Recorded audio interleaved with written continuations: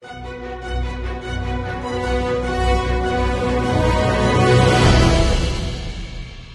తరఫున నిర్వహించుకుంటున్నాము. తర్వాత వనపర్తిలో స్కూళ్లకు గవర్నమెంట్ మన ఊరు మనబడి కార్యక్రమంలో ఇచ్చిన వాగ్దానాలు నెరవేర్చాలి, స్కూళ్ళు బాగుపరచాలని మేము ఐక్యవేదిక నుంచి కోరుతున్నాము. ఇదే స్కూల్లో హై స్కూల్లో మేము చదివాము. మా స్కూల్కు ముఖ్యమంత్రి మాజీ ముఖ్యమంత్రి గారు వచ్చినప్పుడు మా బడిబాట కార్యక్రమంలో 1 కోటి రూపాయలు మంజూరు చేశారు. దీనికి ఖచ్చితంగా నిధులు తెచ్చి స్కూల్ వనపర్తిలో ఉన్న మెయిన్ స్కూల్ ఇది. దీన్నే బాగు చేయలేకపోతే మిగతా స్కూళ్ళను ఎలా బాగు చేస్తారని అడుగుతున్నాను.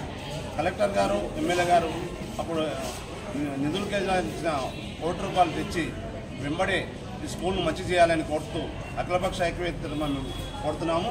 ప్రతి విద్యార్థి గవర్నమెంట్ స్కూల్కే రావాలని మేము మా అఖిలపక్ష ఐక్యవేదిక నుంచి మేము కోరుతున్నాము. దీనిలోనే మంచి చదువు ఉంది.